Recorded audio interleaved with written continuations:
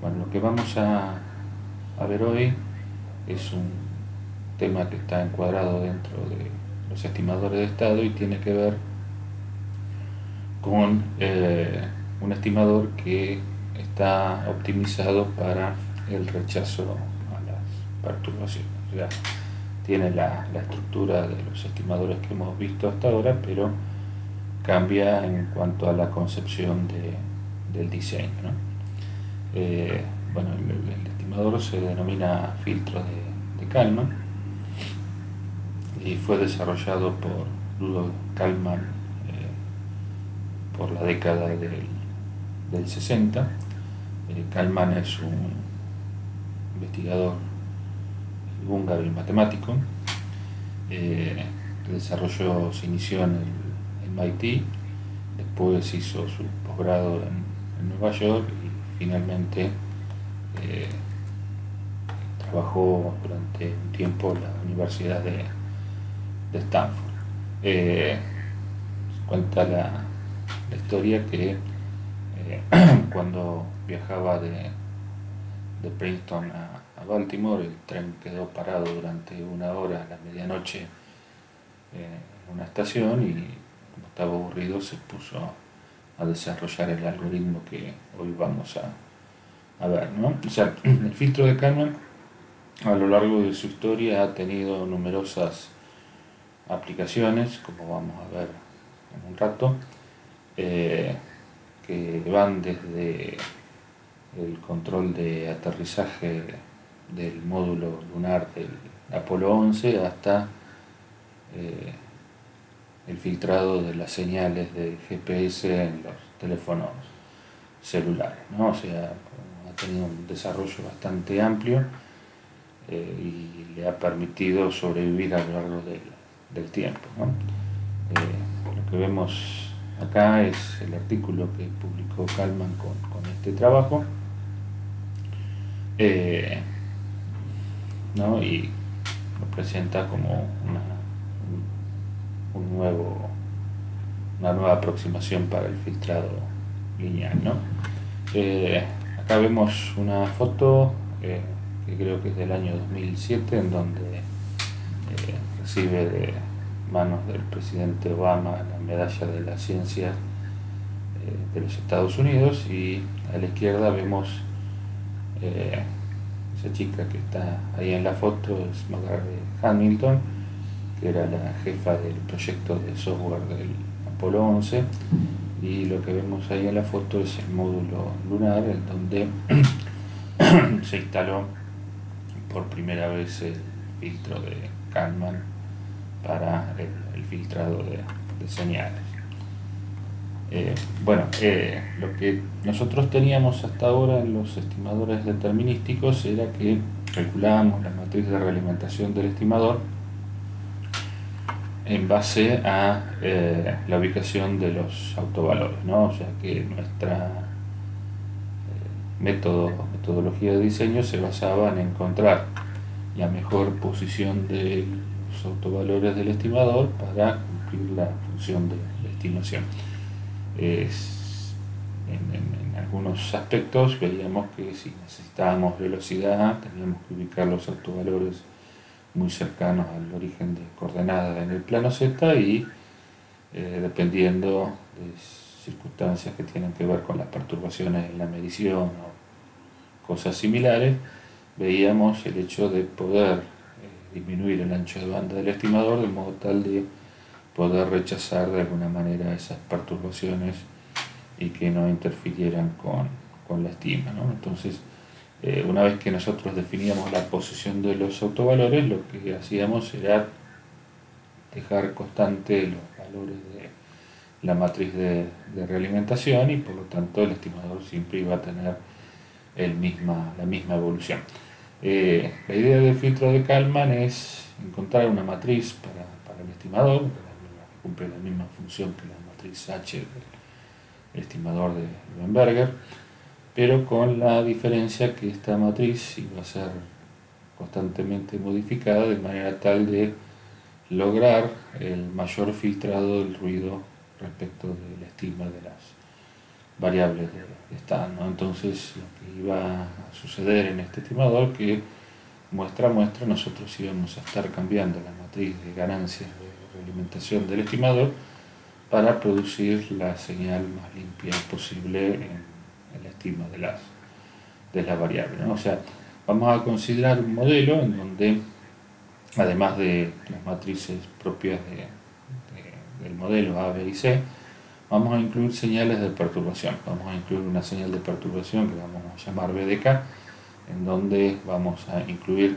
cualquier posible variación del modelo de estado, o sea que en esta variable B nosotros podemos incluir variaciones en la matriz A, de los coeficientes de la matriz A o los coeficientes de la matriz B, de modo tal de que acá vamos a informar o vamos a incorporar cualquier variación que se produzca respecto de el modelo determinístico con valores A y B de las matrices fijas, ¿no? Y después vamos a incorporar en la salida un fenómeno que ya vimos, que es el ruido de medición, ¿no? O sea que nosotros vamos a considerar que las matrices A y B y C las conocemos, que son propias del modelo, y vamos a considerar que B de K y W de K son señales aleatorias, ¿no? Y que producen perturbación respecto del comportamiento del modelo ideal, ¿no? Entonces vamos a considerar en este caso particular que las señales B de K y W de K son ruidos blancos, gaussianos y con media cero. Si bien es una limitante, si eso se puede llegar a salvar y poder resolver este algoritmo a partir de situaciones distintas, ¿no? Entonces lo que en principio tenemos es un diagrama en bloques que representa el modelo, en donde tenemos que la variable de estado en el instante k más 1 está formada por el efecto de la señal de entrada, de la variable de estado y de la perturbación del modelo, y la salida está formada por una parte por la salida del modelo y una perturbación que ingresa a la salida. Entonces, para poder seguir el desarrollo del método, lo que como estamos trabajando con señales aleatorias, vamos a tener que usar algunas magnitudes estadísticas, como pueden ser el valor medio, la media y la varianza o covarianza de las señales que vamos a estar analizando, ¿no? Entonces definimos la esperanza matemática o valor medio como la sumatoria de los valores instantáneos de la señal multiplicadas por la función densidad de probabilidad y sumados desde 1 hasta el valor n, o sea, esto nos daría el valor medio de la señal x.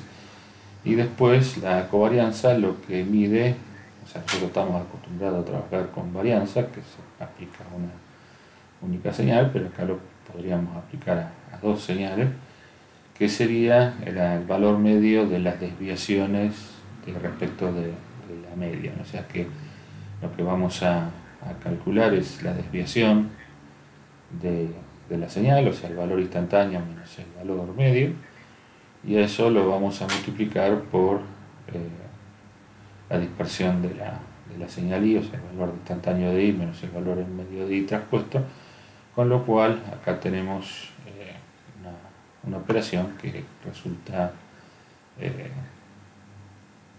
como una potencia respecto de la señal de la desviación, ¿no? O sea, si esto lo aplicamos a una única señal, lo que tendríamos acá sería el valor de la desviación al cuadrado, que es lo que nosotros conocemos como varianza, y lo hemos utilizado en estadística, ¿no? Existen algunas propiedades respecto de la linealidad de los procesos estocásticos, que dice que el valor medio de una combinación lineal de señales es igual a la ganancia, o sea, la matriz de ganancia por el valor medio de cada una de las señal, o sea que podemos distribuir la operación lineal respecto del valor medio.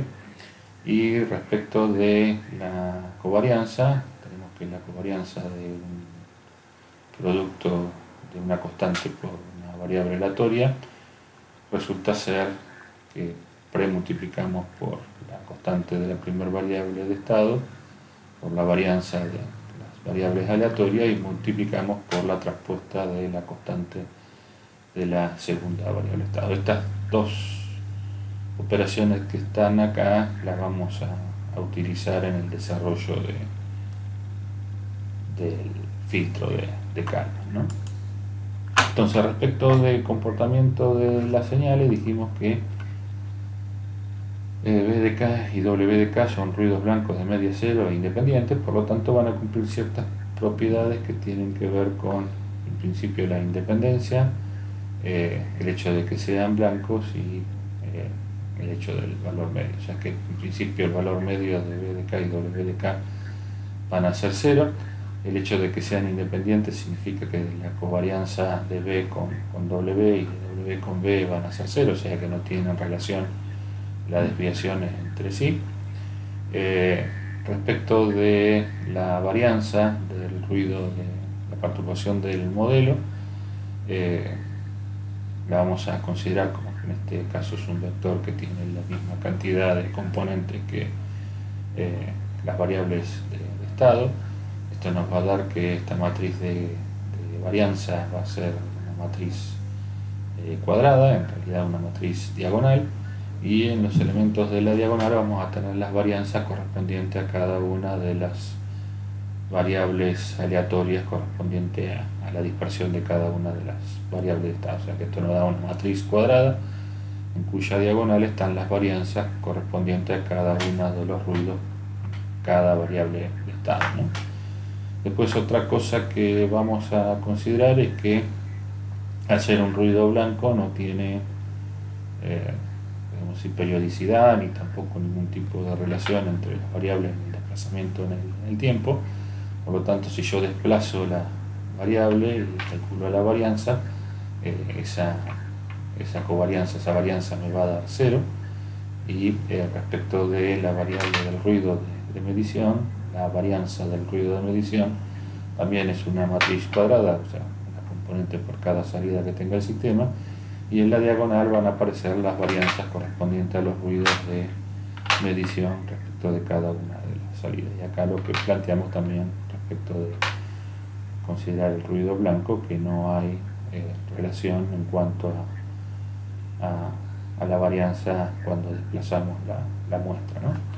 Entonces, lo que vamos a tener es que las matrices Q y R van a ser simétricas, ya que son matrices diagonales, ¿no? Obviamente tendremos que verificar en cada uno de los casos cuál es la varianza del ruido blanco que estamos ingresando en cada uno de los elementos, pero podemos decir que son matrices diagonales.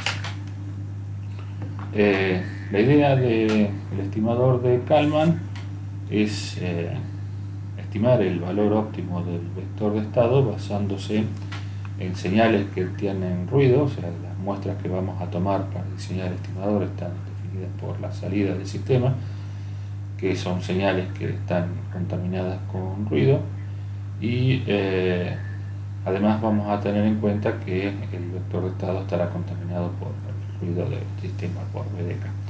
Entonces lo que vamos a definir es el error de la estima como la diferencia entre la variable real menos el valor estimado de K, y la idea, como dijimos que el filtro de Kalman es un filtro óptimo, la idea de este filtro es optimizar respecto de una condición que tiene que ver con el filtrado de ruido, y como estamos hablando de variables aleatorias, lo que vamos a tratar de hacer es minimizar la covarianza del error. O sea que lo que vamos a tratar de hacer es que, de alguna manera, la varianza, lo que nos estaba planteando era la potencia de la desviación, de la potencia de ruido que tendríamos en la variable que estamos analizando. En este caso estamos analizando el error, entonces lo que queremos hacer es que la covarianza del error entre la variable real y la variable estimada sea mínima. ¿Con qué me aseguro con esto? Me aseguro que la desviación que voy a tener en todo momento entre el valor real de la variable estado y el valor estimado va a ser mínimo. Entonces la idea es encontrar un método, una ganancia de realimentación para el estimador que haga que la desviación entre el valor real y el valor estimado de la variable sea mínima. Entonces vamos a considerar un estado inicial del cual conocemos el valor medio del estado inicial. Si bien el estado inicial es un punto, pero podemos decir que también podría llegar a estar contaminado con ruido, entonces tenemos el valor medio de las condiciones iniciales del sistema. Y por otro lado tenemos el error de las condiciones iniciales, ¿no? O sea que tenemos el error entre la condición inicial real y el valor medio de las condiciones iniciales, y a eso lo vamos a llamar la matriz covarianza del estado inicial, ¿no? Entonces, esto no es del error, no es como en este caso que teníamos acá, que es del error, sino que es del estado inicial. Y el estado inicial y el ruido cumple la condición de que no tienen nada que ver una cosa con la otra. O sea que la covarianza entre el estado inicial y las variables aleatorias tampoco tienen nada que ver. Esto quiere decir que el ruido no depende de las condiciones iniciales del cual yo empiece a calcular la estima, ¿no? Entonces, el filtro de Kalman o el proceso de estima de Kalman se divide en dos partes. Una parte que tiene que ver con la estima de la variable estado en base a los valores actuales, o sea, de la estima del estado siguiente en base a los valores actuales de las variables y de la entrada. Y después lo que vamos a hacer es un proceso de corrección, que lo hacemos en el instante posterior, que tiene que ver con el ajuste de la estima que calculamos en esta etapa de predicción a partir de la diferencia entre la variable, entre la salida real y la salida estimada. O sea que yo calculo el estimador en base a la última estima que tuve y a las matrices del modelo, y a ese valor lo voy a corregir en función de cuánto esté separada la salida real del sistema respecto de la salida estimada. O sea que de alguna manera en esa diferencia entre la salida real y la salida estimada estoy teniendo cierta información respecto del ruido que me está entrando por la salida. Entonces nosotros tenemos el valor de la estima que calculamos en la muestra anterior, ¿no? Tenemos el valor de la entrada actual y con la matriz A y B calculo un valor estimado que lo calculo a partir del modelo, ¿no? O sea, acá fíjense que no interviene para nada la medición de la salida, ¿no? Entonces tengo a esta X monito que tenemos acá, que la vamos a considerar como la variable estimada en el proceso de predicción. O sea, en la etapa de predicción vamos a considerar como la predicción del estado en X en K más 1. Entonces, lo que vamos a calcular es la matriz covarianza de la estima en la etapa de predicción. Entonces, calculamos el error de la estima de predicción, que sería el valor de la variable real en el instante K más 1, menos el valor de la estima de predicción al instante K más 1, y me da esto. Y lo que vamos a hacer es calcular la matriz de covarianza de este error. Entonces, el cálculo del error entre la variable real y la variable estimada en el proceso de estima es la variable real va a ser A por X de K más B por U de K más B de K, que esta era la perturbación que teníamos en el modelo, y a eso le vamos a restar la variable estimada que calculamos a partir de esta ecuación, de A por X estimada más B por U. ¿No? Entonces el B por U se me va a ir, me va a quedar A por X menos X estimado, ¿no? y eso le vamos a sumar la variable aleatoria b. Entonces nos queda a por x menos x estimado más b de k. Cuando le calculamos la covarianza, tenemos que multiplicar esa expresión por la traspuesta y calcular el valor medio, ¿no? Entonces fíjense que acá tenemos lo que habíamos visto hoy de la covarianza, en donde tenemos una variable multiplicada por una constante y vamos a aplicar esa situación para poder encontrar la expresión, ¿no? Fíjense que en los dos casos tengo la covarianza respecto de la misma señal del error. Entonces me va a quedar por un lado la covarianza de la estima en el instante k más 1, me va a quedar el valor medio de a por x menos x estimado por a por x menos x estimado traspuesto, y como dijimos que era una operación lineal, le sumo el valor medio de b por b traspuesto, ¿no? Dijimos que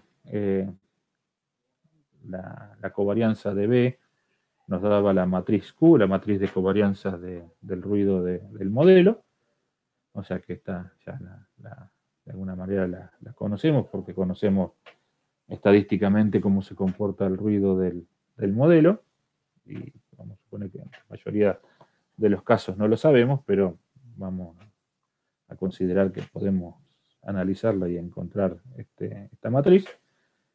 Y por lo tanto acá me queda, fíjense, a por x por a traspuesta por x. O sea, dijimos cuando teníamos una constante, la constante de la primera señal sale premultiplicando directa y la constante de la segunda variable sale postmultiplicando como la traspuesta. Entonces me quedaría a por la esperanza de x menos x estimado, por x menos x estimado traspuesto por a traspuesto, y lo que me queda en el medio es esta matriz de covarianza del error, ¿no? P de K. Entonces, el valor de la covarianza para el error de la estima en la etapa de predicción, me queda la matriz A del modelo por la matriz covarianza del error entre la variable real y la variable estimada propiamente dicha. O sea, esta es para la variable estimada en la etapa de predicción y esta P es para la variable estimada completa por A traspuesta por Q, ¿no? Entonces acá tengo cuánto se me desvía respecto del ruido del modelo, la estima en la etapa de predicción. Ahora viene lo que definimos como etapa de corrección. Esto lo vamos a calcular en la muestra siguiente. Y en la muestra siguiente vamos a calcular la estima propiamente dicha, la estima de K más 1, como el valor estimado que calculé en la etapa de predicción, ¿no? Fíjense que en la etapa de predicción lo había calculado solamente con el valor de X estimado y de la señal de entrada en esa muestra. Y a eso le voy a corregir con la diferencia entre la salida real del sistema y la salida estimada. O sea, fíjense que todo esto está planteado en el instante K más 1 para definir que lo estoy haciendo en la muestra siguiente de lo que hice antes, ¿no? Entonces me va a quedar una matriz de ganancias, que sería el equivalente al H del estimador determinístico, que la ponemos en función de K, porque es una matriz que va a cambiar muestra a muestra, y eso le vamos a multiplicar por el error entre la salida del sistema y la salida estimada en la etapa de predicción. O sea, no la salida estimada que calculo con esta variable estimada, sino que con la que calculo a partir de la estima de predicción. Entonces, I de K es la última medición que yo tengo, es la medición actual, pero esta X la calculé en la muestra anterior y por lo tanto tengo información de la muestra anterior en esta X monio, información en la muestra actual que es Y, ¿no? Entonces, lo que vamos a tratar de buscar es esta matriz K, ¿no? De modo de conseguir el valor de X estimado óptimo tal que la matriz de covarianza del error sea mínima. O sea que vamos a tratar de encontrar una estima que cuando yo calcule el error entre la variable real y esta variable estimado, la varianza de la diferencia del error sea mínima. O sea que quiere decir que la desviación que voy a tener respecto del valor real sea el mínimo. Entonces voy a definir el error en el instante k más 1 como x menos x estimado, ¿no? Entonces lo que vamos a tratar de hacer ahora es calcular la varianza, o sea, la covarianza de este error y en base a lo que me da la covarianza de ese error, encontrar el k que hace que esta matriz de covarianza sea mínima. Entonces, fíjense que lo que hacemos es el error en k más 1 es x de k más 1 y a eso le restamos x estimado en k más 1, que es x estimado en la etapa de predicción, menos k por i menos c por x estimado en la etapa de predicción. O sea que esta es la expresión del error. Y lo que hago es reemplazar i por la medición que tengo realmente, que es c por x más el ruido de medición, ¿no? Entonces, meto este ruido adentro de esta expresión y desarrollo el error en la estima, ¿no? Es el error entre la variable real y la variable estimada en la etapa de corrección. Entonces me va a quedar x en k más 1 menos x de la etapa de predicción en k más 1 menos k por c por x en k más 1 menos k por w de k más 1 más k por c por x estimado en la etapa de predicción. Si acomodamos un poco las variables, vamos a tener que el error entre la variable real y la variable estimada es la identidad menos el producto de k por c por el error en la etapa de predicción menos k por el ruido. O sea, fíjense que acá tenemos algo parecido a lo que teníamos en el estimador convencional, ¿no? O sea, tenemos una cosa que depende de esta matriz, ¿no? Por el error, y acá tenemos un término de propulsión del error que tiene que ver con el ruido y tiene que ver con las ganancias que tenemos en la matriz K. O sea, si estos valores son chicos, la influencia del ruido en este error va a ser mínima, y si estos valores son grandes, voy a tener mucha influencia del ruido en la etapa de medición. O sea que esta expresión que está acá es muy parecida a lo que habíamos visto nosotros del comportamiento de la variable error entre la señal real, entre la variable estado real y la estima, respecto del ruido, ¿no? Entonces ahora, una vez que tengo la expresión del error, tengo que calcular la covarianza de este error. Obviamente esto es un proceso doloroso, o sea, no le digo que no, pero vamos a tratar de ver si lo podemos digerir con un poquito de agua. Yo tengo que agarrar este error, ¿no? Multiplicarlo por el traspuesto y a eso calcularle el valor medio, ¿no? Entonces tengo que agarrar ese error, que es este que está acá, lo tengo que multiplicar por el traspuesto y a eso le tengo que calcular la esperanza matemática, o sea, el valor medio. Entonces vamos a tratar de ir separando por partes. Por un lado vamos a sacar, como esto es una combinación lineal, vamos a sacar el término K por W, separarlo de la parte respecto del error. Entonces me va a quedar el valor medio de I menos K por C por el error respecto de la estima de predicción, menos el valor medio de K por W multiplicado por K por W traspuesto, ¿no? O sea que de acá me va a quedar K por el valor medio de W, perdón, la covarianza de W multiplicado por K traspuesto, ¿no? Que es lo que tenemos acá.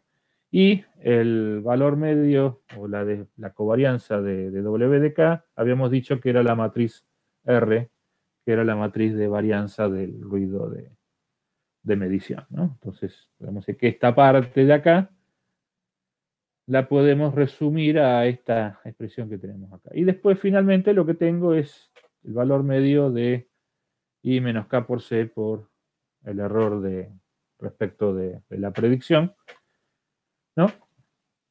Que lo podemos escribir como I menos K por C, premultiplicando y posmultiplicando a la covarianza del error respecto de la predicción. Esta es la covarianza respecto de la predicción, la habíamos calculado acá.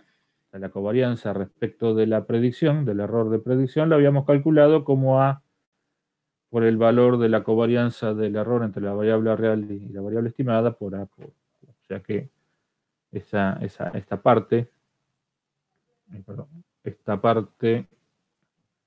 de acá la habíamos calculado. Entonces me queda, esto es lo que dije recién, entonces me queda la matriz de covarianza del error entre la variable real y la variable estimada, es I menos K por C por el valor de la covarianza respecto del error de la predicción, multiplicada por I menos K por C traspuesto, menos K por R de K más 1 por K traspuesto. ¿No? Esta es la expresión que me dice cómo calcular la covarianza del error dadas las condiciones de trabajo del estimador, con el ruido de la perturbación, con la perturbación de la medición y con la perturbación del modelo. Ahora bien, lo que yo tengo que hacer es calcular este valor de K, que está metido acá, que está metido acá y que está metido acá, que haga mínima esta matriz, ¿no? Que haga mínima P, que haga mínima la matriz de covarianza. O sea que lo que yo tengo que agarrar es derivar esta expresión, que es matricial respecto de K, y encontrar el K que hace que sea el mínimo, ¿no? Obviamente no lo vamos a calcular, vamos a creer en lo que dice los libros. Y lo que dice es que esta matriz K, que hace mínima la covarianza del error, tiene esta expresión, ¿no? La covarianza del error en la etapa de predicción multiplicada por C traspuesta, y eso multiplicado por C por la matriz de covarianza del error de predicción por C traspuesta más R de K inversa, ¿no? O sea, esta matriz por la inversa de esta expresión que tenemos acá. Lo que se puede hacer es que, obviamente, yo calculé la derivada de esto, ¿no? Y hice igual a 0 y calculé K. Eso me puede dar tanto un máximo como un mínimo. Yo ya necesito que sea un mínimo. Y para calcular el mínimo, ¿se acuerdan? Para calcular si era un máximo o un mínimo, lo que teníamos que hacer era calcular la derivada segunda y ver el signo de la derivada segunda. Acá habría que hacer lo mismo. O sea, la derivada segunda en ecuaciones matriciales se denomina lesiano. O sea, la derivada primera es el jacobiano, que fue lo que vimos cuando analizamos la linealización de sistemas. O sea, nosotros derivamos las expresiones no lineales respecto de cada una de las variables y eso nos daba la matriz jacobiana. Cuando hacemos la derivada segunda, lo que calculamos es la matriz hessiana. Y si hacemos la matriz hessiana y analizamos la norma de esa matriz, o sea, no la norma, se me fue el término. Bueno, analizamos de alguna manera el signo a esa matriz, podemos determinar de que en realidad esta matriz es un mínimo, ¿no? Esta matriz me da un mínimo para la matriz de covarianza del error. Entonces llegamos a encontrar cómo tendría que cambiar en función de las mediciones que yo realizo y de las condiciones de la información estocástica que tengo de las perturbaciones, cómo yo podría calcular el valor de K, o sea, de la ganancia del estimador, de la ganancia de realimentación del estimador, para lograr de que la desviación de la estima sea mínima respecto del ruido que tenemos presente en el sistema. Entonces, esa matriz de covarianza que me da el valor mínimo tiene esta expresión que está acá. O sea, si nosotros reemplazamos esta matriz K dentro de esta expresión, me queda que la matriz de covarianza del error entre la variable real y la variable estimada vale I menos K por C por el valor de la covarianza en la etapa del error en la etapa de predicción. Entonces, esto siempre me va a dar el valor mínimo en la medida de que yo calcule K con esta expresión que tenemos acá. Ahora, ustedes me dirán, bueno, ¿y esto cómo lo digerimos? O sea, está muy lindo. Te mandaste unos pasajes matemáticos bárbaros, pero ¿cómo se usa todo esto que tenemos acá? Entonces, lo primero que nosotros necesitamos conocer es el valor inicial de la variable estado, ¿no? Necesitamos conocer la matriz de covarianza del error para el instante inicial, para el error inicial, ¿no? Como no tenemos información respecto de la covarianza del error, vamos a suponer que es en el instante, en el instante inicial, ¿no?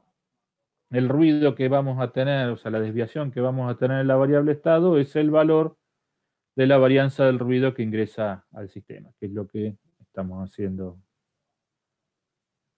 acá, ¿no? O sea, tomamos que el valor de la covarianza del instante de la condición inicial vale Q y necesitamos los valores estadísticos de los ruidos de perturbación del sistema. Obviamente puede ser que tengamos esta información, o sea, tendremos que hacer algún análisis estadístico y si no los tenemos, bueno, qué sé yo, nos tiramos un lance, pondremos algunos valores en función de ciertas mediciones o algunos comentarios que nos hagan. O sea, si bien es relevante, porque de alguna manera eso nos daría una precisión en la optimización, vamos a ver en la práctica cuando hagamos las simulaciones que en principio podemos llegar a obviar la precisión en las matrices de R y Q. Entonces, ¿cómo se usa esto? Esto es un proceso iterativo, o sea, es un proceso que la tengo que calcular, perdón, que lo tengo que calcular muestra a muestra. O sea, en todas las muestras, en función de la medición que yo realice, de la predicción y del error en la predicción y en el error en la variable estimada, yo lo que voy a hacer es ir calculando los valores de K y calculando la estima para el valor óptimo del vector de realimentación. Entonces vamos a suponer que nosotros partimos de una condición inicial. O sea, necesito el X estimado inicial, o sea, el valor inicial para el estimador, y el valor de la covarianza para el estado inicial. Dijimos que en este caso lo podíamos asumir que conocemos valor inicial, que podría ser 0, y tomamos que la covarianza del error inicial, o sea, del estado inicial, vale Q. O sea, podemos decir que son valores que conozco. Una vez que tengo eso, ¿no? En el instante K igual a 0, me meto en la etapa de predicción. Con este valor de X estimado en 0 y de P en 0, calculo la estima en la etapa de predicción. O sea, hago A por X estimado, por X en 0 sería, más B por U. O sea, U, la medición de U la tengo que tener. Y en base a eso calculo la matriz de covarianza del error en la etapa de predicción. Entonces dijimos que era A por la matriz de covarianza que calculé en la etapa anterior, que en este caso va a ser la inicial, que vamos a suponer que es P0, por A traspuesta más la matriz de covarianza del error en el modelo, ¿no? Esto lo calculamos en el instante actual. Ahora pasamos a la muestra siguiente. O sea, con estas cuentas que calculé la muestra actual, salto a K más 1. O sea, acá me voy de K, de la muestra K, a la muestra K más 1. Entonces acá, en la muestra K más 1, con esta estima que calculé acá y con esta matriz de covarianza que calculé en la muestra anterior, calculo la ganancia para tener la mínima covarianza del error entre la variable real y la variable estimada. O sea, dijimos que la matriz K tiene esta expresión. La matriz de covarianza es la etapa de predicción, por C, bueno, esta es la expresión que tenemos acá. Calculamos eso, la matriz de ganancia. O sea, esta matriz la tengo calculada acá. La C y R las tengo como datos, o sea que calculo la matriz de ganancias para el estimador. Con la matriz de ganancia del estimador calculo la estima de la variable estado. O sea que tomo el valor anterior de la estima de predicción que calculé acá y a eso lo multiplico por K con la diferencia entre la salida y la estima de la salida en la etapa de predicción. O sea que C la conozco, esta la conozco de la muestra anterior y la mido, K la calculé acá y esta la tengo de la muestra anterior. O sea, con eso calculo la variable estimada. Esta variable estimada se supone que está optimizada respecto del ruido, que es el mejor valor que puedo estimar de la variable estado respecto del ruido que tengo presente, que me va a aparecer obviamente en esta medición y en esta perturbación del modelo que tenemos acá, ¿no? Bueno, con esa variable estimada calculo la matriz de covarianza del error entre la variable real y la variable estimada, como I menos Kc por la covarianza del error en la etapa de predicción.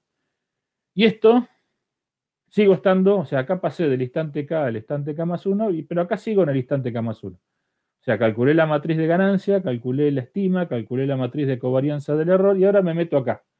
Con esta matriz de covarianza del error, ¿no? Calculo el error, la estima en la etapa de predicción. O sea, tengo X estimado, tengo la medición de la entrada en este instante, que sería U de K, tengo A y B, calculo esta vector de estado, estima de predicción, y con esta estima de predicción calculo la estima de predicción el instante K más 1. Y salto de K más 1 a K más 2. Y esto lo voy a repetir indefinidamente hasta que me canse, ¿no? Podemos decir. Entonces, eso es un proceso que va a ir calculando la matriz óptima de realimentación para el estimador de modo tal de mejorar las condiciones respecto del ruido de medición y de las perturbaciones en el modelo. O sea, obviamente esto es peor que un dolor de muela y más un viernes, pero me gustaría saber si más o menos quedó clara la idea. O sea, lo que nosotros vamos a tratar de encontrar es un estimador cuya matriz de realimentación, que sería el equivalente al H del estimador convencional, se calcula muestra a muestra de modo tal de cachicar lo más posible la influencia del ruido. O sea, conceptualmente esa es la idea. No sé si más o menos, si no, todavía le queda un poco de ánimo. Por ahí si me dicen si podemos seguir.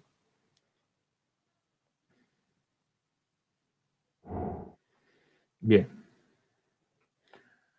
Bueno, entonces dijimos que estamos acá. O sea que esto voy a tener que hacer un proceso iterativo. Todas las muestras, o sea, en el estimador convencional lo que tiraba era la matriz H y, bueno, en base a la estima de la variable estado y de la salida del sistema, calculaba el error y ajustaba en función de la medición de I, de la medición de U y de la estima en la muestra anterior, iba calculando las variables. Acá tengo que hacer este proceso en el medio para estimar las variables TAP.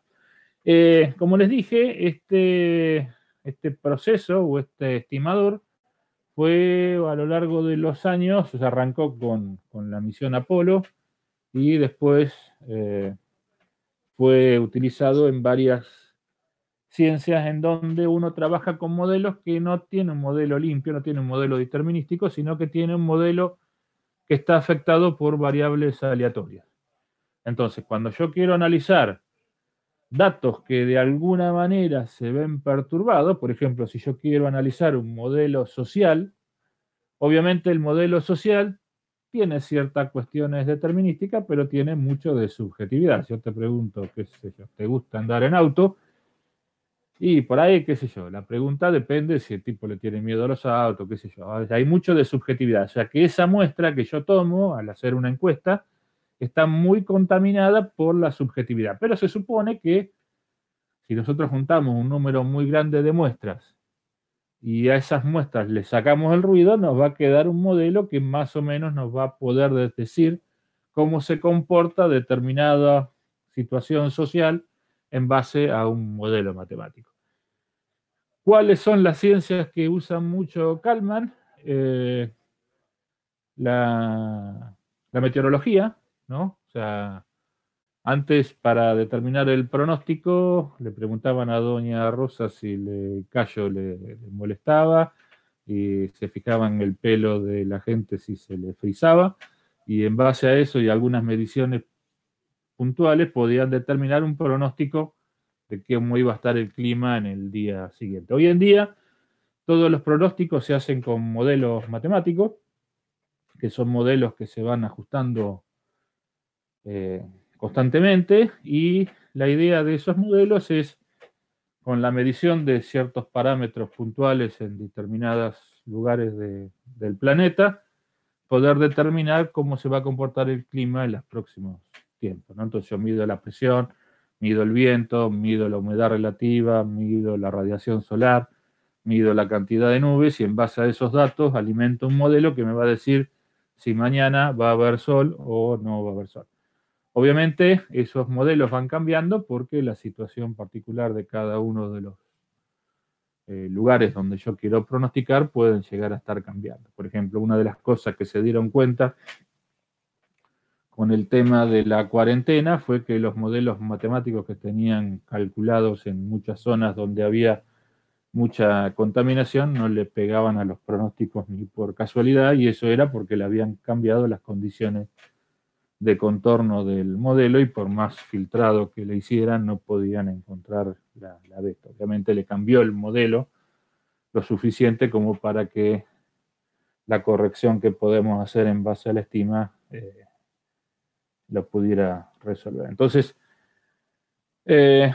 vamos a encontrar, esto es el Journal de las Ciencias Atmosféricas, la estimación de estado usando el filtro de Kalman de orden reducido, o sea, la aplicamos acá a modelos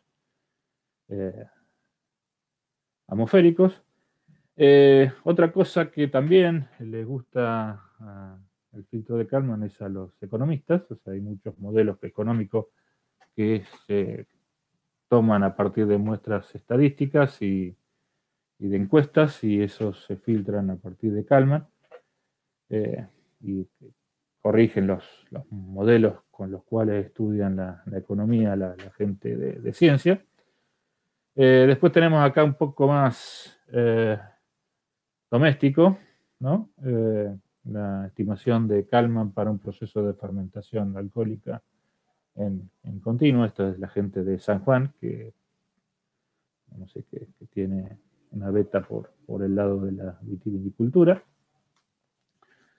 Esto es aplicación del filtro de Kalman, análisis y predicción de entornos productivos empresariales. O sea, también tiene que ver con la organización industrial. Después tenemos, bueno, esto es lo último que salió, que es el tema de la georreferenciación a partir de la utilización del filtro de Kalman. Un filtro adaptivo para GPS. Esto tiene ya un montón de años, fíjese que ya casi tiene 21 años. Esto fue los albores del GPS, se usaba el filtro de Kalman. Después tenemos acá la aplicación del filtro de Kalman, un algoritmo de localización de robots. Fíjense que esto es la copa de robot de fútbol. Está presentado en un ambiente bastante interesante. O sea que utilizan Kalman para que los robots jueguen al fútbol. Bueno, y acá tenemos la foto del señor Kalman en el 2007, cuando le entregaron la medalla de la ciencia y la innovación tecnológica, más o menos 50 años después de que hizo su descubrimiento, ¿no? O sea, las cosas que uno tiene paciencia, los reconocimientos también le llegan. Margaret Hamilton, más o menos de la misma época, le dieron una mención por su trabajo en la misión, en el desarrollo espacial, ¿no? O sea, unos cuantos años después la gente obtuvo el reconocimiento. Bueno, entonces lo que vamos a tratar de ver es cómo se comporta este filtro, o sea, este estimador en la cancha.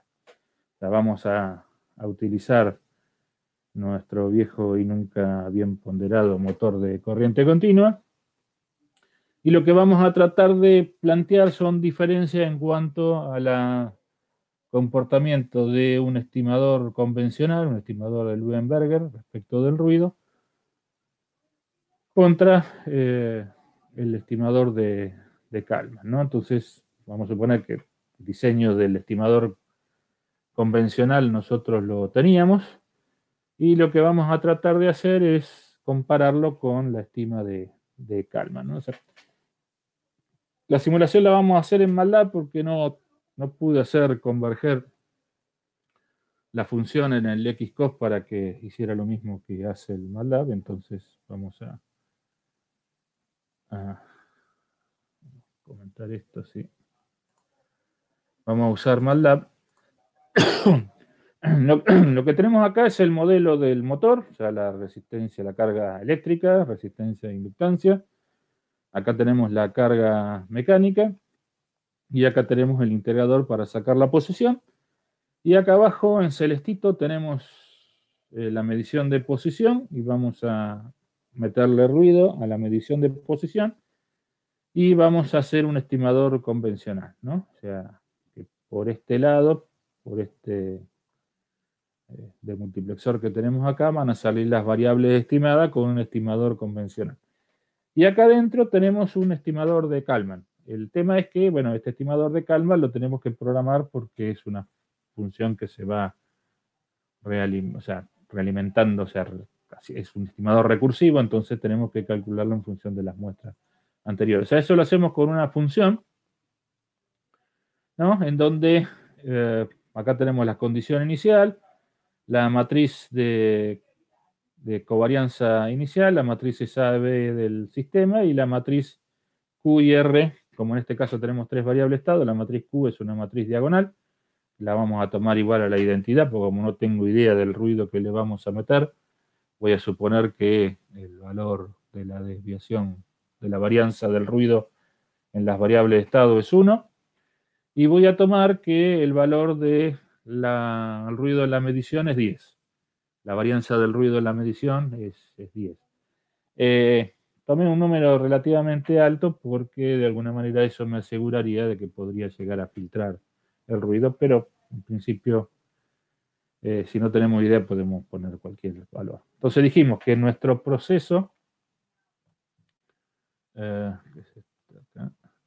nuestro proceso de diseño tenía que ver con, yo lo primero que voy a calcular, o sea, fíjense que el salto de muestra lo hago acá, ¿no? En valor, entonces calculo la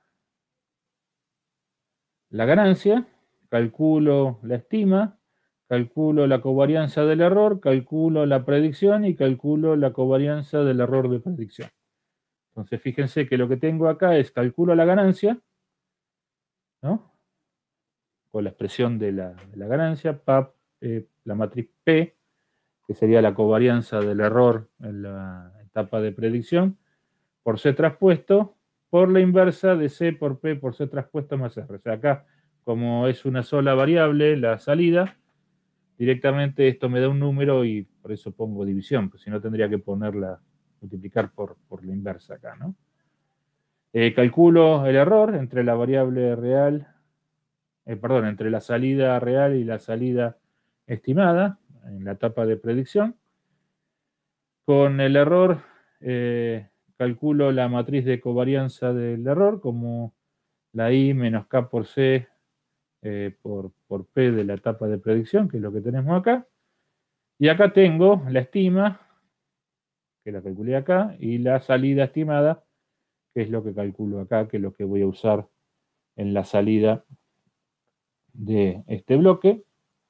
Y calculo los datos para la etapa de predicción. La estima de la muestra de predicción, que era A por X estimado más B por U, y la matriz de covarianza del error en la predicción, que es A por P por A traspuesta más Q, y esto se va a ir repitiendo indefinidamente a lo largo del tiempo, ¿no? Entonces, en principio vamos a sacar el Kalman, así no planteamos la situación, y vamos a sacar el ruido también.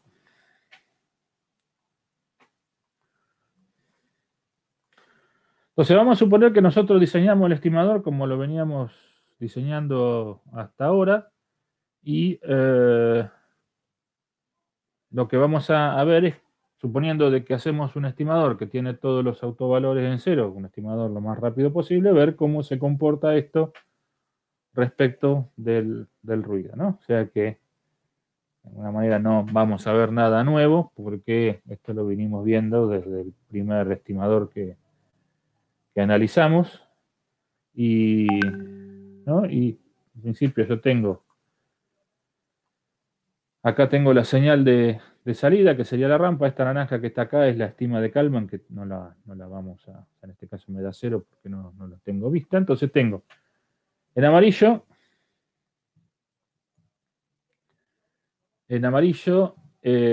tengo la variable real sin ruido. En azul tengo la estima, ¿no? La estima, fíjense en que en 3 muestras la estima se me hizo igual al valor real de la variable. En verde tengo la medición con ruido, que en este caso no tengo ruido, y en naranja tengo la estimación de Kalman, ¿no? Entonces, si miramos, obviamente no tengo ruido y lo que estimo es exactamente igual que lo que mido y que lo que es la señal sin ruido, ¿no? O sea que esto por el lado de la salida. En el caso de la velocidad, bueno, acá tengo las 3 muestras del error inicial y después por acá tendría la velocidad estimada, ¿no? O sea, tengo la velocidad real en amarillo y la velocidad estimada en celeste. Fíjense que coincide, y acá tendríamos la velocidad calculada con el filtro de Kalman, que por ahora no la vemos. Y respecto de la corriente también tenemos el mismo problema, tenemos el error inicial, que son las 3 muestras, y por acá tendría que estar la corriente, ¿no?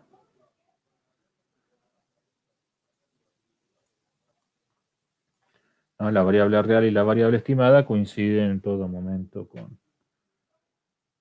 con la estima, ¿no? Entonces, principio hasta acá no tenemos nada distinto de lo que veníamos viendo. Una vez que pasa el transitorio del error, la variable real y la variable estimada, si no tengo ruido, son exactamente iguales. Si le metemos ruido, vamos a suponer que le metemos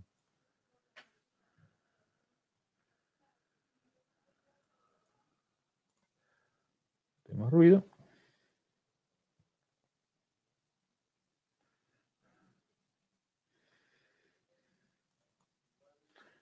¿no? Lo que tenemos acá es la señal con ruido,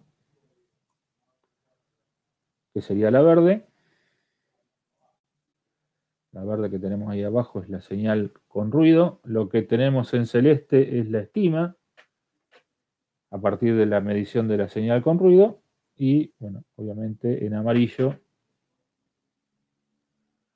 la variable real, que está superpuesta obviamente con la naranja, por eso no la vamos a ver, ¿no? Acá vemos la amarilla. Que tenemos la amarilla es la señal sin ruido, la verde es la señal con ruido y la celeste es la señal estimada a partir de la medición con ruido. Eso es respecto de la salida. Si miramos la velocidad, por acá tiene que estar,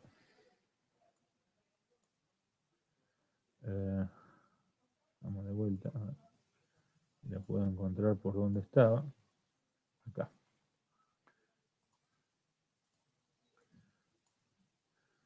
Ahí tengo la señal sin ruido y en celeste tengo la estima a partir de la medición de la salida con ruido, ¿no? O sea, obviamente, si queremos rescatar la velocidad de esta señal, o sea, por acá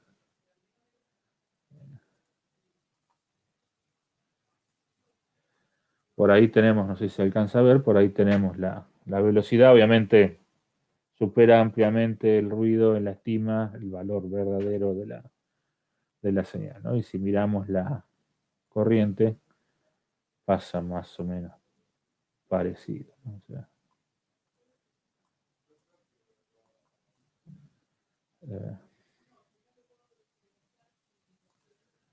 por acá tenemos la corriente real y la corriente estimada con el ruido, ¿no? O sea que, obviamente, con el estimador rápido y ruido no puedo generar una estima confiable. Entonces dijimos, una posibilidad es limitar el ancho de banda del ruido. Entonces vamos a ponerle los polos, o sea que tenía todos los polos en el origen en Z, vamos a ponerlos más cerca del círculo unitario, de modo tal de limitar el ancho de banda y poder filtrar el ruido, ¿no? O sea que vamos a poner los autovalores en 0,9, 0,8 y 0,7, obviamente sin ningún criterio científico, pero la idea fue limitar el ancho de banda para ver cuál era el efecto que tenía el filtrado, la ubicación de los autovalores del estimador respecto del ruido, ¿no? Entonces acá ahora tenemos de vuelta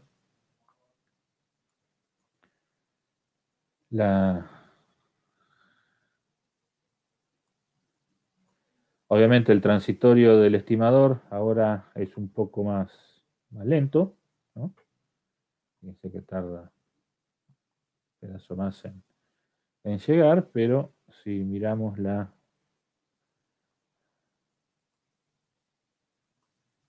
estima, ¿no? Filtrando podemos lograr una estima que tiene menos desviación, o sea, filtramos incluso con el estimador el ruido de medición. Tenemos una estima que es mejor que la medición propiamente dicha. Y respecto de la estima de la velocidad, ahora podemos ver algo más o menos parecido a la velocidad real, ¿no? O sea, por lo menos tiene la forma. Obviamente tengo acá el transitorio inicial, pero podemos distinguir la forma de la señal de velocidad, y acá tenemos la de corriente. También podemos distinguir la estima de la señal de corriente, si bien acá tenemos un poquito de ruido, pero o sea, esto, más allá del transitorio inicial que es la estima podemos decir que es bastante parecida a la señal real, pero como dijo un famoso expresidente, siempre se puede estar peor. Puede ser que el ruido siga aumentando, o sea, para este nivel de ruido que le pusimos al sistema, con esta ubicación de los autovalores, podemos seguir estimando de una manera más o menos razonable. Entonces vamos a suponer que respecto del valor que teníamos, aumentamos 1000 veces el ruido. O sea, teníamos multiplicando por 0,1, ahora vamos a multiplicar por 100. O sea, tenemos súper ruido. Vamos a hacer una cosa, vamos a ir más lento. Porque si no va a ser muy, muy violento y no me van a creer. A ver, con 10 veces más, a ver qué me da.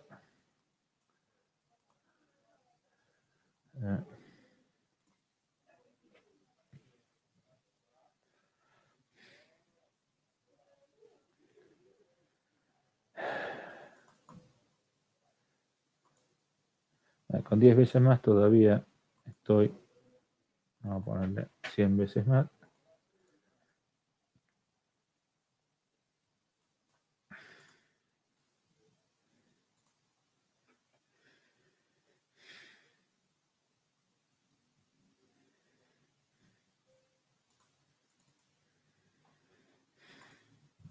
Bueno, acá el ruido ya empieza a ser un poco más importante, ¿no? O sea, si bien más o menos sigo la forma, la variación que tengo respecto de la señal, fíjense que acá para un valor más o menos de 120, 122, ¿no? Por acá arriba tengo 10 más y por acá abajo tengo más o menos otros 10 menos. O sea que tengo un ruido bastante importante. O sea, vamos a ver ahora, o sea, esto es el partido que le gusta jugar a Kalman, ¿no? O sea, vamos a alargar el filtro de Kalman de las mismas condiciones iniciales que largamos el estimador de Leuenberger y vamos a ver cuál es el comportamiento.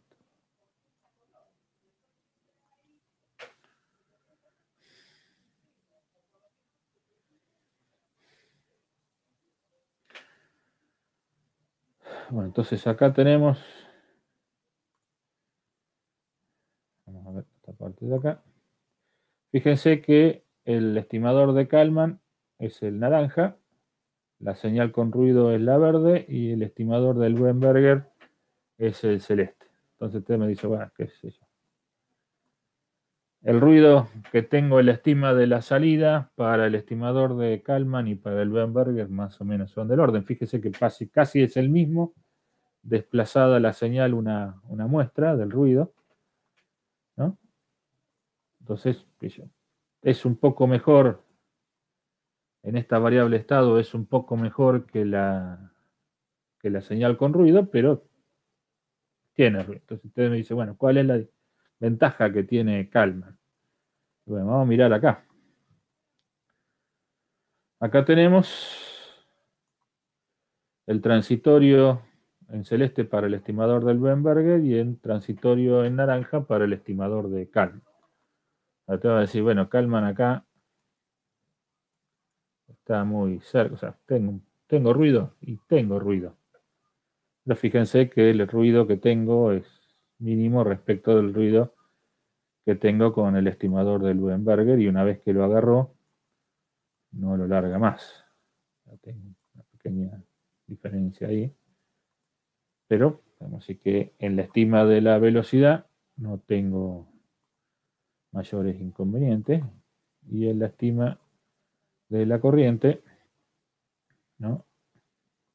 Acá tengo el transitorio inicial, los dos estimadores arrancan con la misma condición inicial. El naranja se hace acá, no se pega a la señal real, y el amarillo tenemos alguna situación, y después, bueno, obviamente una vez que lo agarra, ¿no? Lo sigue sin mayores problemas. Usted va a decir, bueno, pero ese ruido no es mucho ruido. Aparte, en la medición, en la estima de la señal de salida no tenés mucha, perdón, en esta no tenés mucha diferencia entre el estimador del Weinberger y el estimador de Kalman, ¿no? Entonces vamos a agarrar y vamos a poner 100 veces más de ruido, como para ver si Kalman sigue funcionando.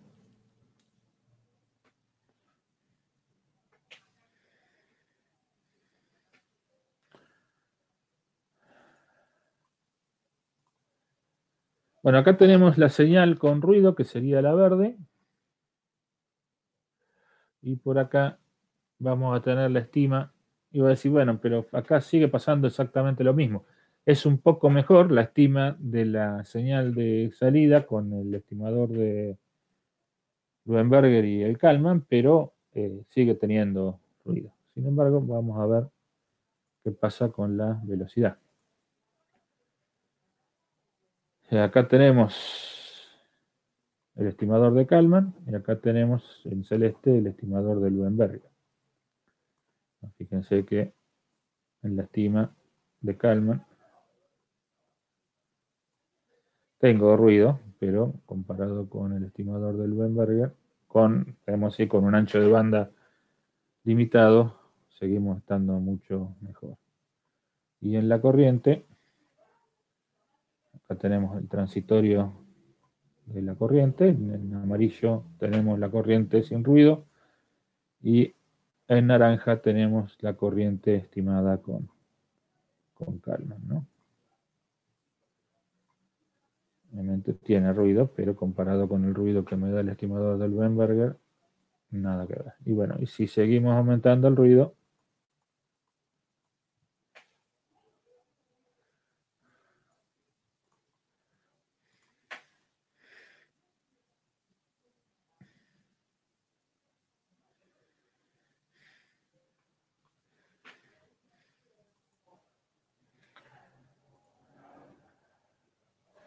te va a decir, bueno, si en la salida seguís teniendo ruido. Y el problema que tengo es que la única información que tengo del modelo es la salida. Si la salida tengo ruido, no voy a poder hacer una estima muy buena de la salida porque es la salida. Sin embargo, para el resto de las variables de estado,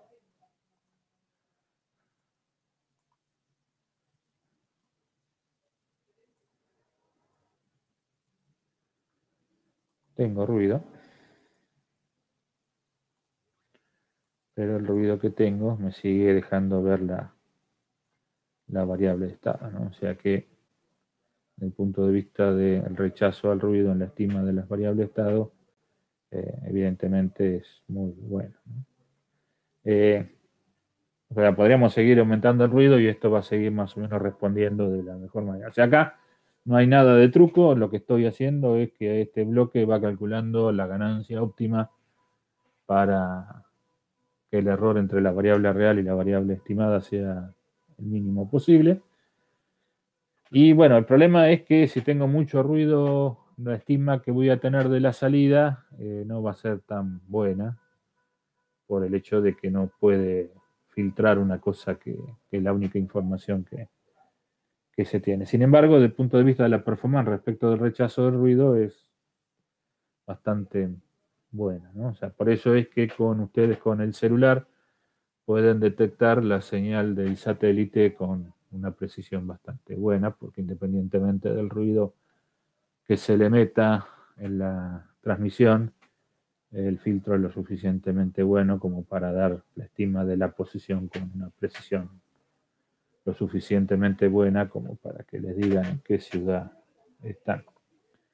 Bueno, no sé si quedaron dudas. Obviamente esto es un proceso que no, una vez que uno lo usa, se olvida un poco de dónde vino en base a los resultados. En la práctica es muy común que cuando ustedes hablan de estimador, le van a decir que es un filtro de Kalman. O sea, por más que ustedes usen un estimador determinístico, todo el mundo conoce a los estimadores como filtro de Kalman, porque es el más usado. O sea, de la misma manera que ustedes dicen, bueno, yo puse un compensador, le van a preguntar que si es un PID, porque obviamente la mayoría de los problemas se resuelven con PID.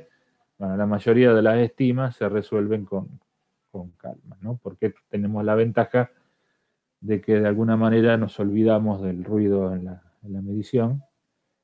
Si bien es muy sensible, como todos los estimadores, a perturbaciones en el modelo. O sea, en este caso nosotros como no planteamos en los estimadores anteriores variaciones en el modelo, por ahí no lo comparamos, por ahí sería un punto a tener en cuenta para próximas cursadas, de ver qué tanto cambia la estima en función de la distorsión que tengo en los parámetros del modelo o en cambios en errores en el modelado del sistema, ¿no? Ahí tenemos un poco más de problema porque bien, si nosotros no tenemos un buen modelado del sistema, obviamente comparar variables del sistema real con variables estimadas va bastante complicado, ¿no? Si el modelo que estamos usando para estimar no se corresponde mucho con la realidad. Pero desde el punto de vista del rechazo del ruido es insuperable, por lo menos por ahora. O sea, hay muchas variantes a partir del diseño original, hay muchas variantes que permiten hacer estimación de modelos no lineales, que lo que se llama es el filtro de Kalman modificado. Después tienen la posibilidad de ser utilizados en ruidos que no tienen media cero. O sea, nosotros consideramos de que el ruido que le estamos poniendo tiene valor medio cero. O sea, cuando no tiene valor medio cero, o sea, cuando tengo corrimiento, por ejemplo, qué sé yo, se me corre un parámetro con la temperatura, entonces tengo una desviación en el comportamiento de la variable estado que es constante, o sea, no tiene una media cero, no es una variación del parámetro que se mueve alrededor de un punto fijo, sino que el parámetro se me fue de un lugar a otro y por lo tanto la media de la desviación que tengo respecto del parámetro y que me va a producir un ruido en el comportamiento de la variable estado no tiene media cero, entonces existe la posibilidad de calcular, hacer un filtro de Kalman en donde la media de los ruidos no son cero, que se llama unsensed, sería sin olor, es la traducción medio extraña, ¿no? Pero se puede hacer una variedad de procesos bastante interesantes respecto de la estima, ¿no?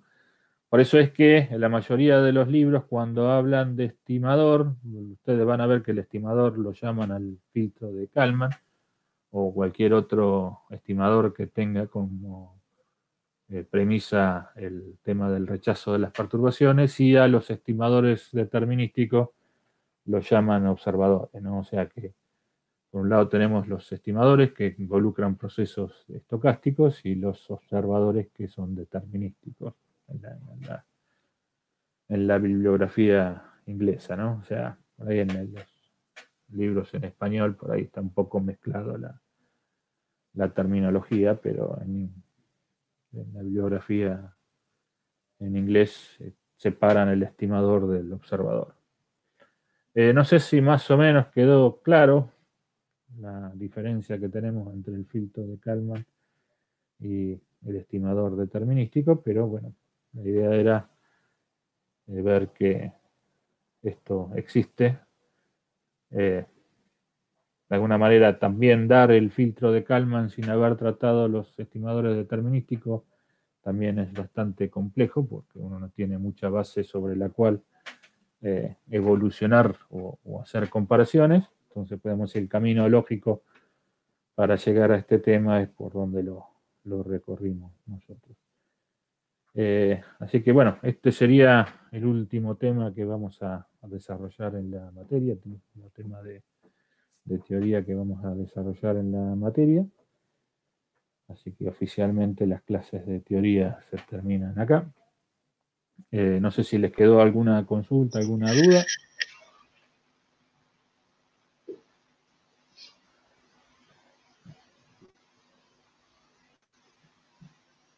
Bien.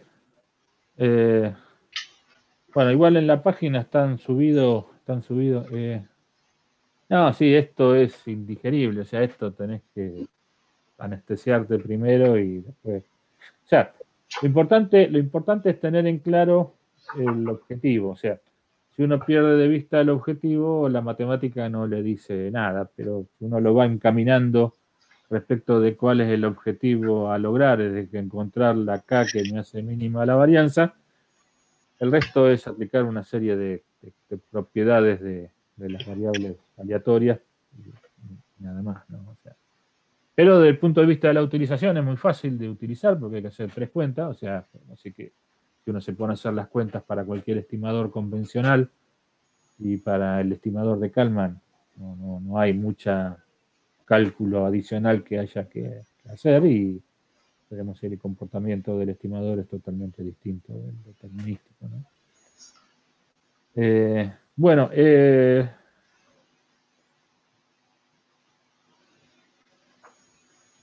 bueno, qué sé yo, vemos, de última, si no, lo que hago es la grabo la clase como hice la vez que no pudiste grabar, así que no hay problema. O sea, de última, mandame lo que tenés y veo cómo por ahí le agrego lo que le falta y empatillamos. No, por eso, o sea, lo que hicimos al principio, por ahí arrancamos medio tarde, y aparte, bueno, le hice algunas aclaraciones respecto del laboratorio, del práctico de compensación, que hay una unidad de ahí que no están bien especificadas. Bueno, de última, pasámelo como lo tenés, y de última, si le falta algo, se lo agrego yo y se lo pego. No lo grabo en el OBS y después lo pegamos como para que no falte nada. Bueno, no sé cómo quieren hacer, o sea, si alguien tiene alguna duda respecto del práctico, por ahí lo podemos discutir ahora. Si no tienen nada para preguntar, bueno, nuestra idea era por ahí estar en el horario de la clase del martes conectado, por la duda si alguno tiene alguna duda existencial, para seguir adelante. Y bueno, yo hasta ahora he contestado algunas consultas que me han llegado por correo electrónico y por el campus, así que no sé, si Si quieren hacemos las consultas ahora o si no hacemos una pausita para que más o menos si tienen alguna consulta se acomoden. Díganme a ver cómo quieren hacer. Hola, yo quería hacer una consulta. Sí, decime. Sí, quería hacer una consulta del práctico. Sí. Habías dicho que el rozamiento de las guías, la unidad diferente, ¿no? Es kilogramos dividido segundo. Sí, es dividido segundo, pero si no, no te da, porque si lo multiplicas por velocidad, esto te da kilogramos sobre metro, por metro digo, y no tiene mucho sentido. Se supone que esto tendría que darte Newton cuando lo multiplicas por la velocidad. Como es un desplazamiento lineal. O sea, lo que tenés acá es el rozamiento de esta tabla, ¿no? De esta mesa sobre las guías acá en los extremos, ¿no? Como es un movimiento lineal, tendrás que considerar la velocidad lineal y si multiplicas este B por una velocidad lineal no te da fuerza. Tendría que darte Newton, o sea, por eso es que es kilogramos dividido segundo, que te daría kilogramos por metro sobre segundo cuadrado, que son Newton, ¿no? Está bien. Sí, entiendo. También tengo entendido que el rozamiento lineal es es Newton por segundo dividido metro. ¿Puede ser? O sea, tengo que llegar a esa unidad final. Sí, lo que pasa es por eso tendrías Newton por segundo sobre metro. Tendría que darte. Claro. Y bueno, o sea, es kilogramos dividido segundo. Le sacas los metros por segundo que tenemos ahí dando vuelta. O sea, esto es masa. Masa dividido segundo te daría rozamiento, ¿no? Que multiplicas por la velocidad te da Newton. Sí. Y tengo que dividirlo por la distancia de la guía, o sea, los 200 milímetros. No, porque eso es instantáneo, o sea, eso roza. O sea, roza que lo mismo en un extremo que en el otro. O sea, no tenés diferencia. O sea, lo mismo que la masa de la mesa, que está en un extremo o está en el otro, sigue siendo la misma masa. Sí. Eso es puntual, es el rozamiento que tenés de la guía de la mesa sobre la guía de la base, ¿no? Es lo mismo que el rozamiento en el eje del motor, o sea, no depende de la posición de cuánto giró el motor. Claro. Todos los lados va a tener el mismo rozamiento. O sea que una vez que tenga Newton por segundo, es lo mismo que si digo Newton por segundo dividido metro. Estoy hablando de lo mismo. Exactamente. Está bien. Exactamente. Bien. Exactamente. Y eso es dinámico, o sea, porque en realidad vos tenés un rozamiento estático, que sería el mu por la normal, o sea que esta mesa más todo lo que tenga arriba va a tener un peso, y ese peso, ¿no?, multiplicado por el coeficiente de rozamiento de la guía, te va a dar un rozamiento estático, que significa que vos vas a tener que hacer una determinada fuerza antes de que el sistema se empiece a mover. Era que en física, cuando calculaban el plano inclinado, ¿no?, calculaban en función del rozamiento estático en qué punto, o sea, cuánta fuerza tenía que hacer yo para que la masa que tenía en el plano inclinado empezara a moverse. En este caso no lo vamos a tener en cuenta porque estamos considerando dinámico. O sea, en realidad el rozamiento sería más o menos parecido a la curva de un diodo. Vos tenés una zona donde haces fuerza y no tenés velocidad, y después una zona lineal donde en función de que una variación de velocidad te da una variación de fuerza, ¿no? O sea, hasta un punto que vos aplicas fuerza, el sistema no se mueve, y a partir de un cierto punto se va moviendo con una velocidad distinta o te entrega una fuerza distinta en función de la velocidad a la cual le estás haciéndolo desplazar, ¿no? Pero acá el estático no lo vamos a tener en cuenta, vamos a suponer que es todo dinámico. Bien. O sea, obviamente después esto lo vas a tener que llevar al eje del motor a través del tornillo, ¿no? O sea, ese movimiento lineal también te va a cargar. O sea, vas a tener que hacer una cupla para mover todas las variables constantes del motor y después a eso le va a tener que sumar la cupla para mover la mesa. O sea, si yo saco la mesa o la pongo, obviamente la corriente que va a consumir el motor va a ser distinta y por lo tanto van a ser distintas las cuplas. O sea que yo tengo que ver cómo se acopla el movimiento de la mesa y del rozamiento de la mesa sobre el eje del motor. O sea, cuánto me carga la mesa al motor. Sí. ¿Se entiende? Bueno, como veníamos haciendo con la mayoría de los sistemas, yo tengo acoplado, ya sea a través de una reducción o a través de, en este caso, la reducción está producida por el tornillo que me va a cambiar el movimiento angular en un movimiento lineal a través de esta constante que tenemos acá. Bien, pues otra consulta. Si quiero calcular la inercia del tornillo, tengo que tener en cuenta la masa Pero no la vamos a tener solamente la inercia del motor considerada. ¿Solamente considero la inercia del motor? Sí, vamos a considerar de que el tornillo no pesa nada y por lo tanto no tiene inercia. Ah, bueno. Yo tenía pensado en sumar las dos, la del motor más la del... Lo que pasa es que la del tornillo, sí, tenés que calcularla geométricamente en función del diámetro que tenga el tornillo, de lo que pesa, no sé si tenés todos los datos para calcularlo. Porque para sacar el momento de inercia tenés que integrar la masa a lo largo del radio. Yo no sé cuánto, no sé si en la hoja de datos está el peso del tornillo. Sí. No sé cuánto pesa por ahí el peso por unidad de longitud, como para saber cuál es la masa a lo largo de todo el recorrido de la mesa. O sea que vamos a considerar de que no pesa nada el tornillo y no agrega inercia. Yo los datos que vi en la hoja de datos del tornillo es la masa de 0,075 kilogramos y después vi que daba distintas longitudes y distintos diámetros, ¿no? Porque tiene varios agujeros, varias circunferencias. Y sí, pero lo que pasa es que el diámetro depende mucho del paso que vos le des, ¿no? Cuanto más grande, o sea, cuanto más recorrido vos le das al tornillo, o sea, cuanto más desplazamiento tenga el tornillo, más diámetro tiene. Pero sí. En principio vamos a suponer que nosotros el tornillo lo usamos como un elemento que nos transforma el movimiento angular en un movimiento lineal. O sea, no vamos a tener en cuenta mucho la masa del tornillo. Bueno, está bien. Entonces no se tiene en cuenta. No. Y después el rozamiento del motor, que es angular, sí. Yo tengo que llevarlo a Newton por metro por segundo y dividido radianes, ¿no? Sí. Eso tenés que calcular de que te tiene que dar torque cuando vos lo multiplicás por la velocidad angular.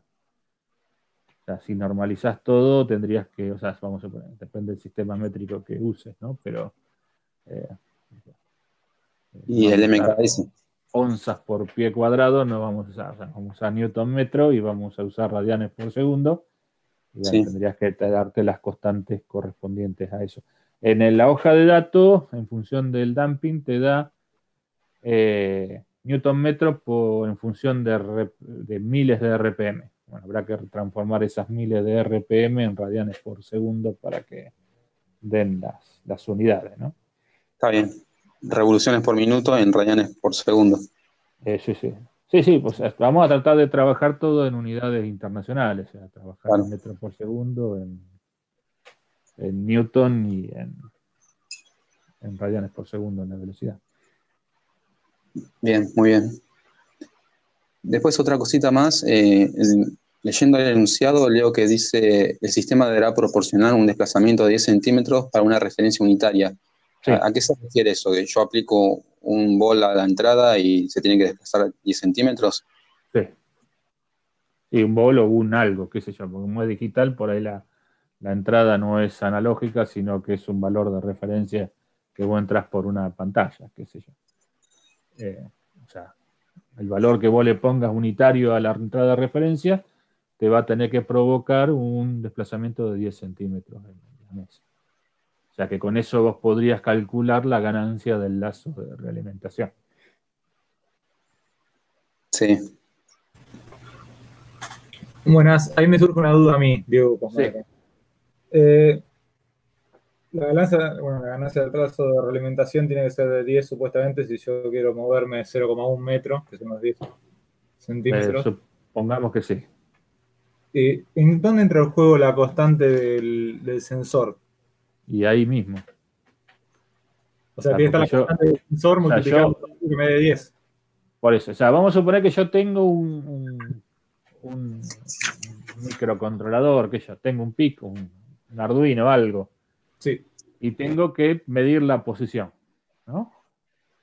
Yo lo que hago es alimento la resistencia con una determinada corriente, calculo el valor de tensión que me da por unidad de longitud, ¿no? Y eso me va a dar un valor que yo voy a medir adentro del micro, ¿no? Lo convierto, vamos a suponer que tengo un conversor que tiene un rango infinito, o sea que puedo convertir en un valor digital de menos 100.000 volts a más 100.000 volts, entonces no tengo limitaciones en cuanto al rango dinámico del sensor, o sea que yo la tensión que leo en la resistencia la puedo transformar a un valor digital, ¿no? Con la precisión que se me dé la gana, o sea, no tengo limitación de cuantificación ni nada de eso, eso se lo vamos a dejar para sistemas de control. Entonces yo voy a tener un valor de señal realimentado, que lo podemos plantear en volt, pero en volt digitales, no en volts analógicos. Obviamente eso no tiene una relación de 10 entre el valor que se desplaza a la mesa y la tensión que yo leo. ¿Estamos de acuerdo? Sí. Bueno, entonces lo que yo voy a tener que hacer es transformar esa medición de manera tal de que me dé una relación de 10. Si fuese todo analógico, yo tendría que poner un amplificador, o sea, algo que me transforma la tensión que me da respecto del desplazamiento de la mesa a un valor de una ganancia de 10. Como es digital, acá yo tendré que multiplicar por una constante, de modo tal de que la realimentación la ganancia de realimentación me quede igual a 10. O sea, perfecto. Tomo el valor que adquiero, lo multiplico por una ganancia de manera tal de que me dé un volt por metro, 10 volt por metro, por ejemplo. Claro. O sea, con un desplazamiento de 10 centímetros me tendría que dar un volt, que es lo que tendría que poner la referencia. Pero en este caso, como es digital, me alcanza con multiplicar por un número. ¿Se entiende? Sí, perfecto. Gracias.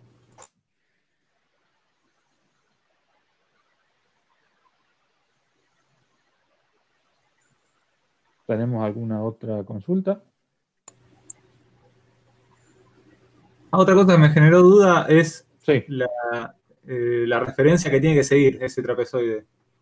El tema es el siguiente, o sea, lo que te pide es que no superes la velocidad máxima del desplazamiento del motor. O sea, vos tenés que ensayar el motor con la tensión nominal, o sea, en base a los parámetros que tenés de la carga, vos tendrás que encontrar un modelo del motor que te permita calcular las variables del modelo a lazo abierto, ¿no? Ese modelo a lazo abierto te va a permitir, cuando vos le aplicás la tensión nominal, o sea, los 36 volts, eso va a quedar girando a una velocidad determinada, ¿no? O sea, para esa tensión va a girar a una velocidad determinada que a través del paso del tornillo va a producir que la mesa se desplace a una determinada velocidad, ¿no? La idea es que en ningún momento superes la tensión nominal de alimentación del motor, entonces lo que vos le vas a limitar es la velocidad con la cual vas a producir los movimientos. Como vos estás realimentando posición, de alguna manera, vos tendrás que poner una referencia de posición que haga que nunca superes la máxima velocidad de giro del motor para los 36 volts de alimentación. Bien, la referencia es elección mía también, ¿entendés? Yo tengo que poner la referencia. Y qué sé yo, no tenés mucha elección, porque el valor de la velocidad te viene dado, la relación entre la tensión de referencia y el desplazamiento de la mesa también te viene dado, o sea, no tenés mucho para elegir. No, por eso, pero yo decido si la quiero atacar con una rampa, por ejemplo.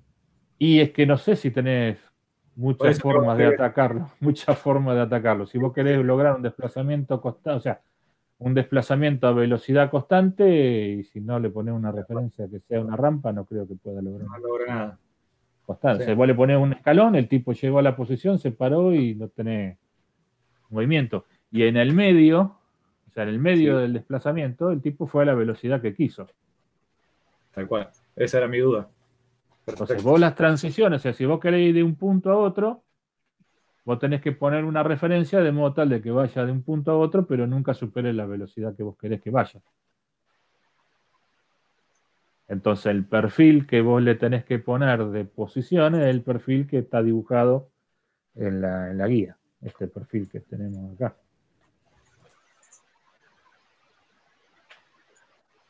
Este perfil que vos querés. Yo te diré una posición y quiero ir a otra. Yo tendré que calcular cuál tiene que ser esta pendiente de manera tal de que la velocidad máxima de desplazamiento no supere la del lazo abierto. Perfecto.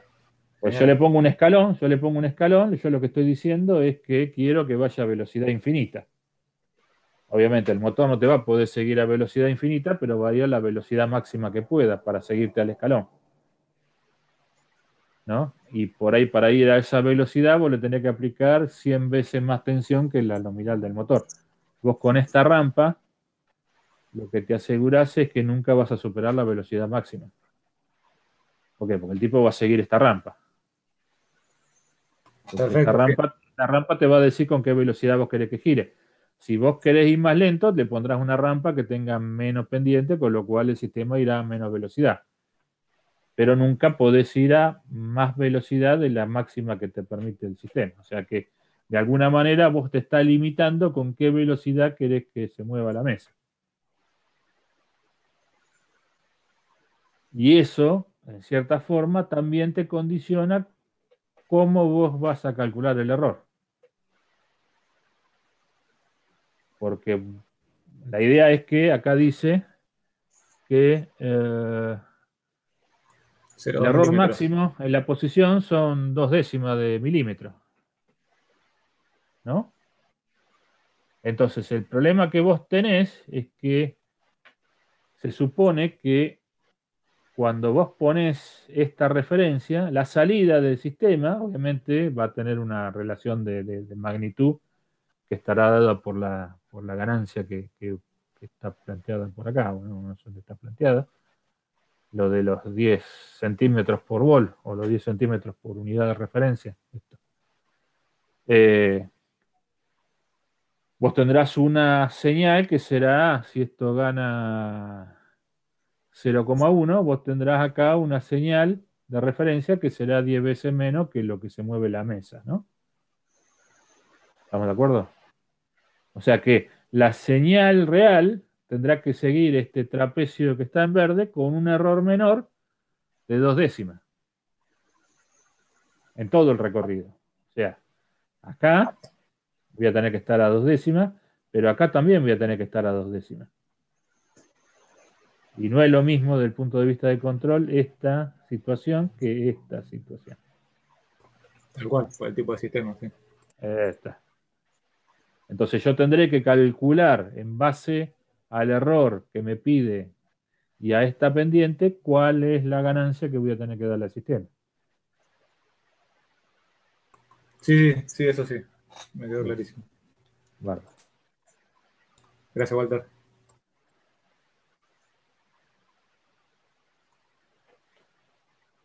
¿Tenemos alguna otra duda? Igual, de todas formas, a medida que vayan desarrollando, si tienen dudas, me lo mandan al campus o nos mandan algún mail y se la vamos a ir contestando. Por ahí ahora, depende del grado de avance que tengan, pero hay muchas cosas que no van a poder preguntar porque no les aparecieron todavía los problemas. Pero la idea es que a medida que le vayan surgiendo los problemas y no sepan cómo... sí, yo calculo que me falta corregir algunos que voy a tratar de ver si lo puedo terminar el fin de semana, así que por ahí para lunes o martes de la semana que viene, por ahí ya tenemos los resultados. Por ahí lo que vamos a subir ahora el fin de semana van a ser las soluciones de los ejercicios, para así por ahí ustedes tienen más o menos una referencia de qué era lo que había que hacer respecto de lo que hicieron ustedes, así que por ahí se pueden poner a comparar como para ir abriendo el paraguas respecto de cómo le fue. Lo que pasa que sí, se nos complicó un poco en el tema de la corrección, nos olvidamos de subir la solución, así que le vamos a pegar la última revisada y la subimos. Bien, ¿alguna otra pregunta?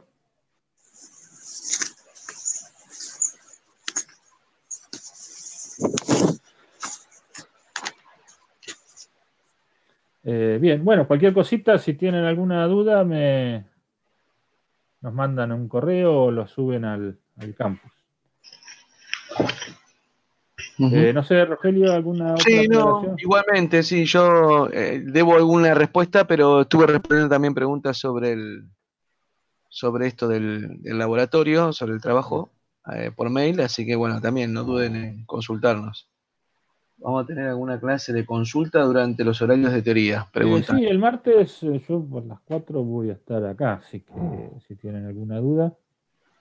No, yo el martes en el horario a las 4 vamos a estar conectados un rato por lo menos para si tienen alguna duda y la querramos discutir en directo. Y si no, obviamente, bueno, para el campus. Bien. ¿Hay fecha para el tercer parcial o todavía no? No sé.